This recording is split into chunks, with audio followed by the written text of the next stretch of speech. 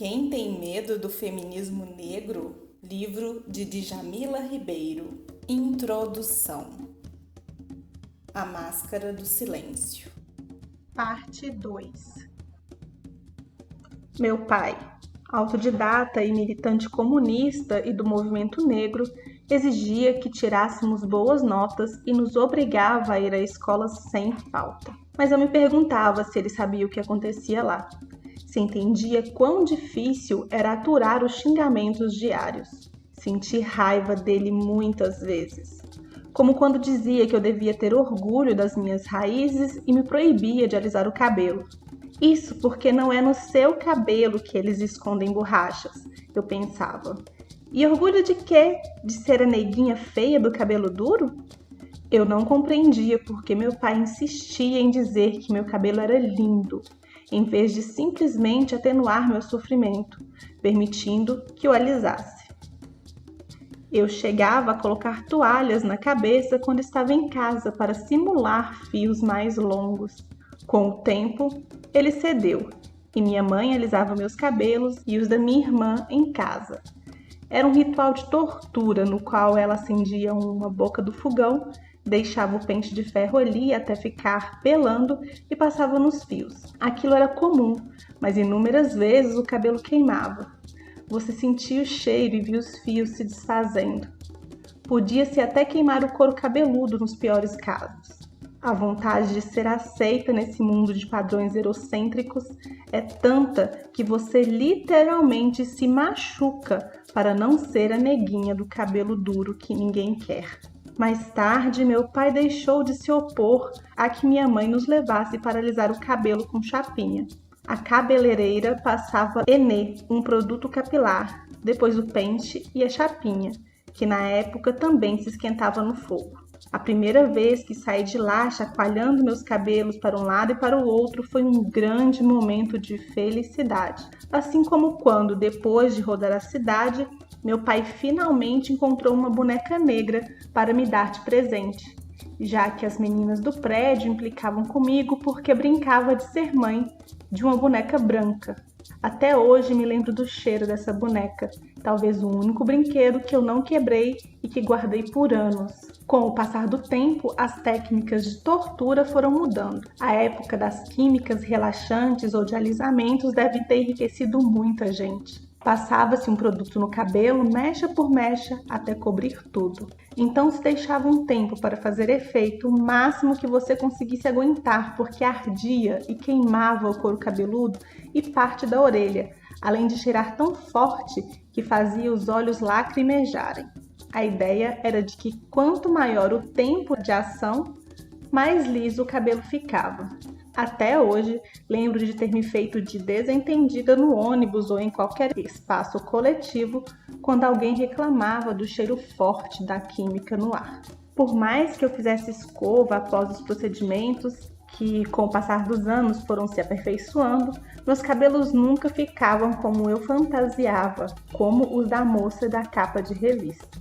Mesmo assim, era reconfortante ir à escola levando um pente para ficar deslizando pelos fios como as meninas brancas faziam, até a magia sumir com a lavagem. A sensação de não pertencimento era constante e me machucava, ainda que eu jamais comentasse a respeito. Até que um dia, um processo lento e doloroso, comecei a despertar para o entendimento. Compreendi que existia uma máscara calando não só minha voz, mas minha existência. Depois de passar na faculdade de jornalismo, comecei a procurar um emprego. Apesar de falar inglês, ser medalhista de xadrez e ter recebido prêmios escolares, uma amiga da minha mãe me ofereceu uma vaga de auxílio de serviços gerais na empresa, de que era gerente para me ajudar. Eu limpava e servia café, mesmo tendo currículo melhor do que os das moças que trabalhavam no escritório. Minha mãe não queria que eu fizesse aquilo e perpetuasse o ciclo de exclusão, mas insisti. Chegava na faculdade cheirando a água sanitária, mas numa época anterior a políticas afirmativas importantes, como as cotas raciais e o ProUni, por exemplo, trabalhar para pagar a mensalidade era a única opção. Meu pai que era estivador e estava perto de se aposentar, não soube do meu trabalho. Ele sempre dizia que se matava de trabalhar na estiva para que nós tivéssemos mais oportunidades. E eu não podia contar a ele que seu esforço, por mais digno que fosse, tinha sido barrado pela estrutura racista da sociedade. Antes desse emprego, eu havia trabalhado numa barraca de pastel, o que fez com que ele ficasse meses sem falar comigo. Então decidi não deixá-lo saber que a máscara, a mesma que o fez perder muito, também me excluía das oportunidades. Apesar disso, a cada intervalo entre uma varrida e uma passada de pano no vaso sanitário eu lia. Quando saía para almoçar, eu lia. Ia à praia contemplar o mar e, com o vai e vem das ondas, lembrava os poemas Mulher Fenomenal e Ainda Assim Eu Me Levanto, de Maya Angelou, que não me deixavam esmurecer. Acima de um passado que está enraizado na dor, eu me levanto. Eu sou um oceano negro, vasto e irrequieto, indo e vindo contra as marés. Eu me levanto. Deixando para trás noites de terror e medo, eu me levanto. Em uma madrugada que é maravilhosamente clara, eu me levanto, trazendo os dons que meus ancestrais deram. Eu sou o sonho e as esperanças dos escravizados. Eu me levanto, eu me levanto, eu me levanto. O chefe gosta muito de seu café. Em time que está ganhando não se mexe. Foi assim que a gerente me negou a oportunidade de mudar de cargo. Então resolvi que era hora de mudar o placar. Minha mãe havia falecido fazia pouco tempo. Em homenagem a ela, pedi demissão. Enquanto cuidava do meu pai no hospital, que adoeceu logo depois da minha mãe, conheci a Casa de Cultura da Mulher Negra. Foi lá que tive a primeira oportunidade de um trabalho que valorizava minha formação, oferecido por mulheres negras feministas de fato. Redescobri minha força. Trabalhei quase 4 anos na biblioteca da Casa de Cultura, onde entrei em contato com Bell Hooks, Carolina Maria de Jesus, Lima Barreto, Sueli Carneiro, Alice Walker e Toni Morrison. Fui aprendendo a falar por outras vozes, a me enxergar através de outras perspectivas. Quando fiquei grávida aos 24 anos, me libertei da tortura do alisamento, já que não podia usar química. Meus cabelos foram voltando ao natural e pude sentir novamente sua textura gostosa. Eu não queria mais me esconder, não queria ser invisível. As autoras e os autores que eu lia haviam me ajudado a recuperar o orgulho das minhas raízes, reconfigurar o mundo a partir das perspectivas deles me ajudou a finalmente me sentir confortável nele. Foi um divisor de águas na minha vida. Só então compreendi que muitas vezes eu não me identificava com um feminismo dito universal, porque as especificidades das mulheres negras não eram consideradas.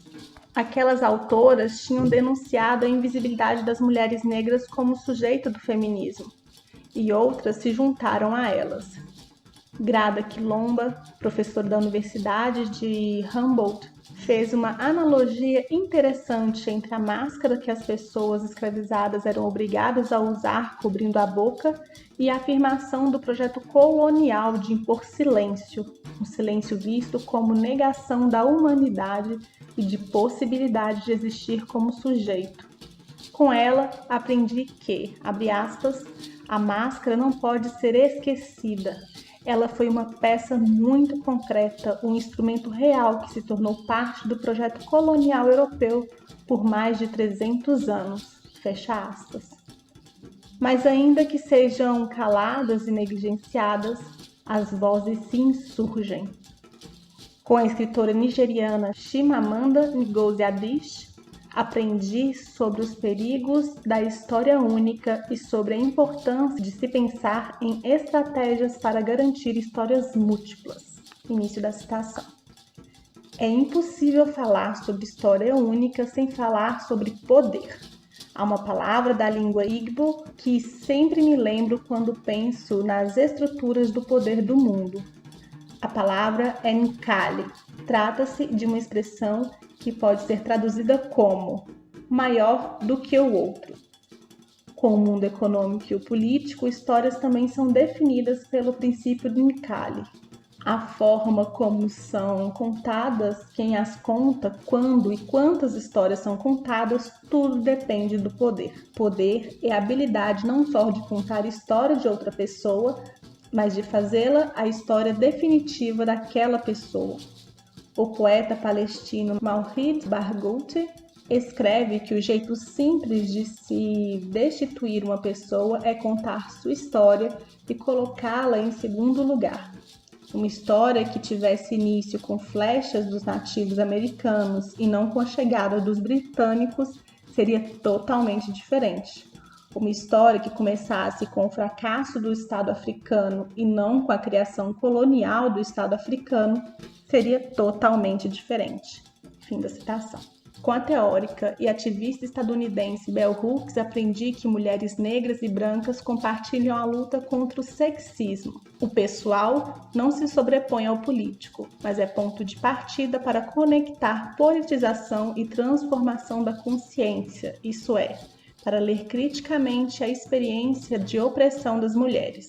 Seu livro sobre feminismo, Anti-A-Woman, de 1981, foi inspirado no famoso discurso homônimo da ex-escrava Sojourner Truth, proferida na Convenção de Direitos das Mulheres em Ohio, em 1851.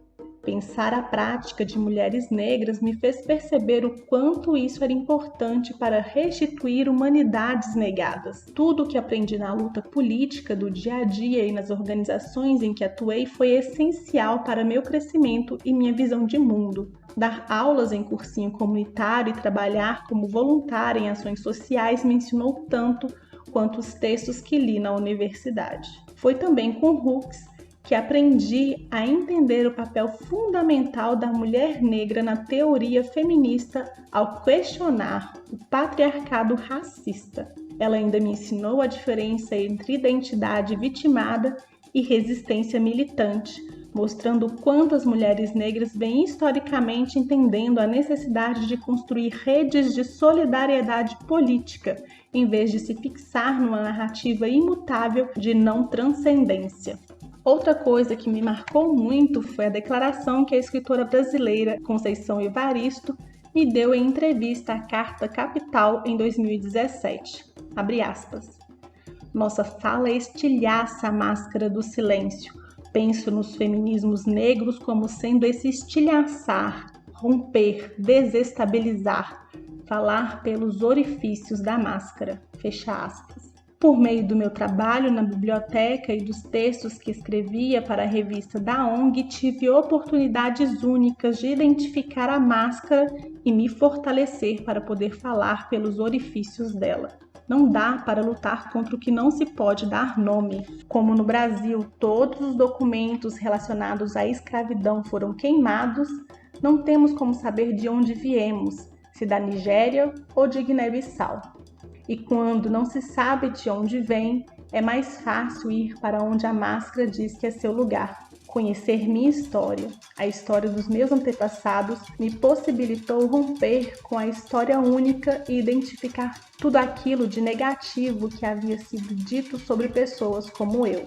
Ler O Olho Mais Azul, de Toni Morrison, escritora estadunidense e Prêmio Nobel de Literatura, foi outra pequena revolução. Abre aspas. O amor nunca é melhor do que o amante. Quem é mau, ama com maldade. O violento, ama com violência. O fraco, ama com fraqueza. Gente estúpida, ama com estupidez. E o amor de um homem livre nunca é seguro.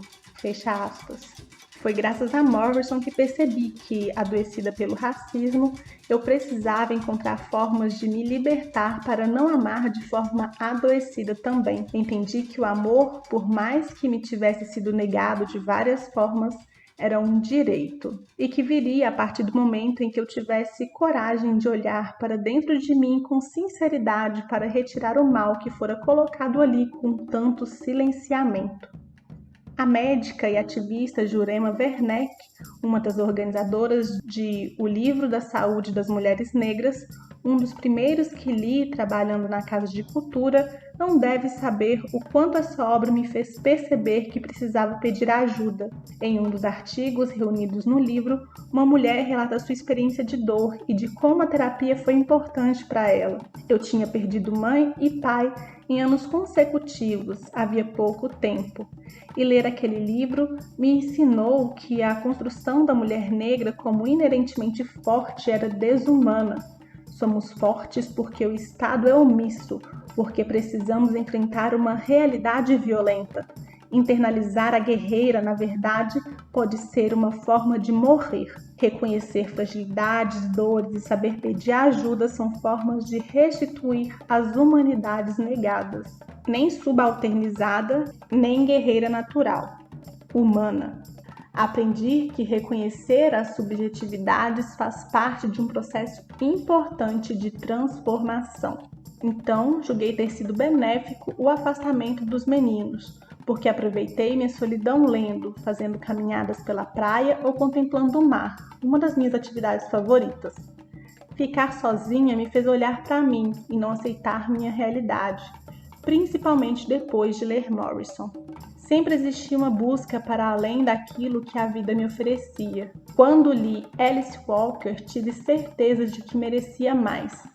A autora de A Cor Púrpura e de Amor e Desespero, Histórias de Mulheres Negras, com suas narrativas tão contundentes, tornou-se uma fonte de inspiração ao escrever sobre mulheres que, de algum modo, transpuseram os ciclos de violência a que foram submetidas. Com ela, aprendi o significado de sisterhood, a irmandade entre mulheres. Quando a personagem Shug enxerga a beleza e desperta o amor por Sally, cantando para ela Miss Sally's Blues. Foi nesse momento que desenvolvi uma relação muito forte com a música. Assisti a um documentário chamado Cantando a Liberdade, no qual se retrata a influência da música sobre os ativistas dos movimentos pelos direitos civis como uma força encorajadora de luta. A Change is Gonna Come, na voz de Otis Redding, Respect, na de Aretha Franklin, The Greatest Love of All, na de Whitney Houston, e Conselho, na de Almir Neto, me salvaram muitas vezes como afirmação metafísica da liberdade. O que aprendi com cantoras e cantores de blues e samba foi mais profícuo do que aprendi com muitos textos. Também foi o feminismo negro que me ensinou a reconhecer diferentes saberes, a refutar uma epistemologia mestre que pretende dar conta de todas as outras. O saber da minha avó, benzedeira, é um saber como qualquer outro. Até hoje sei que chá de boldo é infalível para curar ressaca e que álcool com arnica cicatriza picadas de mosquito. Valorizar o saber das Yalorixás e dos Babalorixás, das parteiras dos povos originários é reconhecer outras cosmogonias e geografias da razão. Devemos pensar uma reconfiguração do mundo a partir de outros olhares, questionar o que foi criado a partir de uma linguagem eurocêntrica. Fui iniciada no candomblé aos 8 anos, e os saberes que me constituem também advêm de orixás. Logo depois da minha iniciação, precisei usar roupas brancas e turbantes na escola. Virei motivo de piada e fui constantemente chamada de macumbeira. Mas o pior foi quando o menino arrancou meu turbante na hora do recreio e todos viram minha cabeça raspada. Foi um momento constrangedor que me fez negar minhas origens. Passei a odiar acompanhar minha mãe nas cerimônias e nos trabalhos na praia. Morria de vergonha de ser vista por algum conhecido. Fui induzida a não gostar daquilo. A máscara me afastou desses saberes durante anos, da mesma forma que me impediu de assumir meus cabelos. Só em 2003, após pouco mais de uma década distante do candomblé, já segura e despida dos medos colonizadores, regressei ao meu espaço do sagrado. Há alguns anos, houve uma campanha com o nome Quem é de Axé diz que é. reforçando que assumir-se do axé também é um ensinamento importante para quebrar estereótipos e difamações. Exu, por exemplo, que tantos temem, não é um demônio, mas o senhor dos caminhos. Não existe demônio no candomblé, trata-se de uma invenção cristã. Iemanjá é, na verdade, negra, como todos os orixás, já que se trata de uma religião criada por negros. Aprendemos que Oxum, antes de cuidar dos seus filhos, limpa suas joias. O candomblé ainda ensina que não há problema algum em ser sensual quando não se é fixado nesse lugar, que a criação das crianças não depende apenas do sacrifício da mãe, já que é preciso uma aldeia para fazê-lo, como diz o provérbio, que os arquétipos trazidos pelos deuses e deusas dessa religião valorizam muitas qualidades que o mundo criado pelo colonizador demoniza, que orixá não é santo em todos os sentidos e que isso pode ser libertador, posto que não existe culpa, outra invenção cristã. Entender a cosmogonia africana e outras geografias da razão foi um instrumento de empoderamento para mim, assim como ler Patricia Hill Collins me fez enxergar a importância de tirar proveito do lugar de marginalidade que nos foi imposto. Isso é fundamental para entender que o não lugar da mulher negra pode ser doloroso, mas também potente, pois permite enxergar a sociedade de um lugar social que faz com que tenhamos ou construamos ferramentas importantes de transcendência. Talvez aí eu tenha percebido a estratégia de ver a força da falta como mola propulsora de construção de pontes. Alguns anos depois, passei na faculdade de Filosofia, na Universidade Federal de São Paulo, o que depois levaria a um mestrado em Filosofia Política. Não foi fácil. Minha filha tinha 3 anos, eu morava em Santos e o campus em que o curso era ministrado ficava em Guarulhos. A barreira da vez foi o sexismo, porque muitas pessoas da minha família foram contra eu voltar a estudar sendo mãe. Lembro como foram difíceis os primeiros meses, quando pensei em desistir. Saía correndo do trabalho em uma empresa portuária por volta das 5h30 da tarde e fazia o trajeto de 3 horas até a universidade. Chegava muito atrasada ou já no intervalo, o que me fez entrar em desespero após algumas semanas. Não havia a menor possibilidade de ir e voltar todos os dias de Santos. Então resolvi pedir demissão e seguir meu sonho. Por muito tempo não recebi o devido apoio do meu então companheiro, mas segui em frente. Passava 4 dias por semana em Guarulhos e descia às quintas à noite para Santos. No 2º ano da faculdade, passei na prova do estado de São Paulo para lecionar filosofia no ensino médio e pude pagar minhas despesas com o curso. Ficar longe da minha filha não era fácil, mas ainda que sentisse minha falta, ela me admirava. Nessa época, eu e alguns colegas fundamos o MAPO, Núcleo Interdisciplinar de Estudos em Raça, Gênero e Sexualidade na Unifesp. Também organizávamos debates sobre esses temas, já que eram poucos os professores que abordavam no curso. Graças a esse grupo, descobri a antropóloga Lélia Gonzalez, importante intelectual negra que foi professora da PUC-Rio. Sua coragem em refutar a epistemologia dominante me encorajou a estudar filósofas mulheres numa área tão masculinista. Lélia foi grande demolidora de máscaras no Brasil.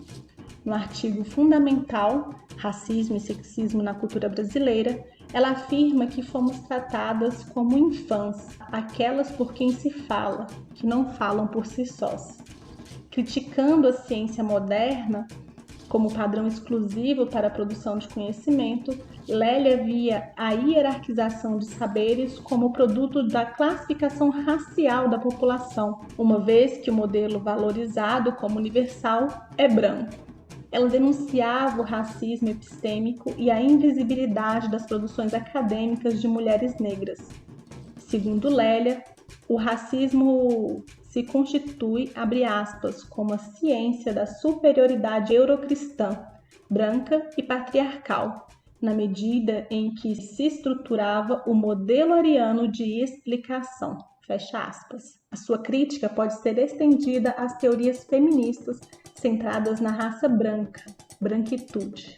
Nos anos 1980, Lélia já identificava que as mulheres negras no espaço público em geral e no entretenimento e lazer, em particular no âmbito carnavalesco, eram vistas como mulatas. Essa figura que permeia o imaginário colonial e escravista brasileiro se constitui no primeiro período republicano, quando floresceu o mito da democracia racial, ou racismo à brasileira. A sexualização do corpo da mulher negra, sempre colocada como quente, também era denunciado pela autora. No entanto, ela percebia que havia outra leitura do corpo negro feminino combinada a essa. A imagem da doméstica, assentada na mucama, a escravizada que trabalha no serviço da casa. Com base em estudiosas feministas, Lélia entremeou essas duas imagens, da mulher mulata e da mulher do cuidado. Com ela, pude entender o lugar da minha mãe, que fora empregada doméstica, e questioná-lo como um lugar de não escolha. Afinal, que escolha tinha uma mulher do interior de São Paulo que fora forçada àquele trabalho desde os 9 anos? Só então pude entender por que minha mãe brigava tanto para que eu estudasse e quebrasse o ciclo de imposições. Em junho de 1977, a historiadora negra Beatriz Nascimento ganhou notoriedade ao apresentar seu estudo sobre os quilombos na Quinzena do Negro da USP, um grande encontro de pesquisadores negros organizado por Eduardo de Oliveira e Oliveira para a promoção de discussões, reflexões e encaminhamentos. Com sua pesquisa, ela deu sentido à minha sensação de fortalecimento na Casa de Cultura da Mulher Negra em todos os coletivos e organizações que fiz parte, me ensinando a dimensão do coletivo como emancipação real. Em Enegrecer o Feminismo, a situação da mulher negra na América Latina, Sueli Carneiro, fundadora do GELE10, Instituto da Mulher Negra, afirma que, ao falar de mulheres, devemos sempre nos perguntar de que mulheres estamos falando. Mulheres não são um bloco único, elas possuem pontos de partida diferentes. Sueli aponta a urgência de não universalizar essa categoria, sob o risco de manter na invisibilidade aquelas que combinam ou entrecruzam opressões. Ou seja, ela fala da importância de se dar nome e trazer a visibilidade para se restituir à humanidade. A coragem de Sueli ao enfrentar o debate pela promoção da igualdade racial, mesmo com pessoas que se diziam do campo progressista, me inspirou a fazer o mesmo.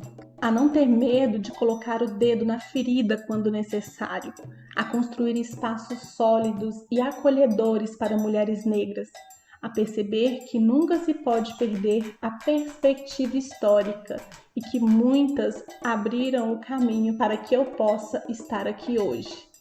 A dimensão da coletividade foi fundamental para minha trajetória e minha luta política.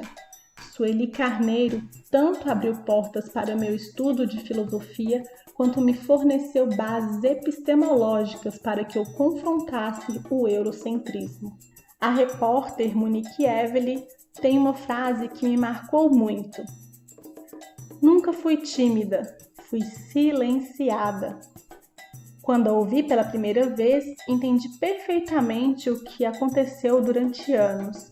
Senti esse mesmo silêncio vindo das instituições quando comecei a estudar sobre mulheres. Comecei a escrever para sites em 2013. Confesso que resisti no início por receio da exposição, até que conheci o Blogueiras Negras, portal que reúne artigos e textos de ativistas negras de diferentes regiões do Brasil. Nesse espaço, me senti fortalecida para escrever a partir da perspectiva feminista negra. Em 2014, surgiu o convite para contribuir com o extinto blog Escritório Feminista da Carta Capital, e em 2015 me tornei colunista do site. Sempre enxerguei esse espaço como essencial para a disputa de narrativas. Meu objetivo, além de reagir a algumas questões do cotidiano, era dar visibilidade a autoras e obras ainda desconhecidas do grande público. Foi assustador no início. Ao mesmo tempo que algumas pessoas gostam, outras atacam, mas percebi que era um caminho sem volta. Pensar novas epistemologias, discutir lugares sociais e romper com uma versão única não é imposição, é busca por coexistência. Ao quebrar a máscara, estamos atrás de novas formas de sociabilidade que não sejam pautadas pela opressão de um grupo sobre outro. Ao pensar o debate de raça, classe e gênero de modo indissociável, as feministas negras estão afirmando que não é possível lutar contra uma opressão e alimentar outra, porque a mesma estrutura seria reforçada. Quando discutimos identidades, estamos dizendo que o poder deslegitima umas em detrimento de outras. O debate, portanto, não é meramente identitário, mas envolve pensar como algumas identidades são aviltadas e ressignificar o conceito de humanidade, posto que as pessoas negras em geral e mulheres negras especificamente não são tratadas como humanas. Uma vez que o conceito de humanidade contempla somente homens brancos, nossa luta é para pensar as bases de um novo marco civilizatório. É uma grande luta que pretende ampliar o projeto democrático. É imprescindível que se leia autoras negras, respeitando suas produções de conhecimento e se permitindo pensar o mundo por outras lentes e geografias da razão. É um convite para um mundo no qual diferenças não signifiquem desigualdades.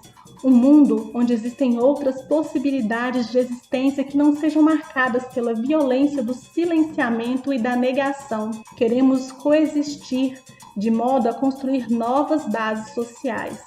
No fim, nossa busca é pelo alargamento do conceito de humanidade. Ao perder o medo do feminismo negro, as pessoas privilegiadas perceberão que nossa luta é essencial e urgente, pois enquanto nós, mulheres negras, seguirmos sendo alvo de constantes ataques, a humanidade toda corre perigo.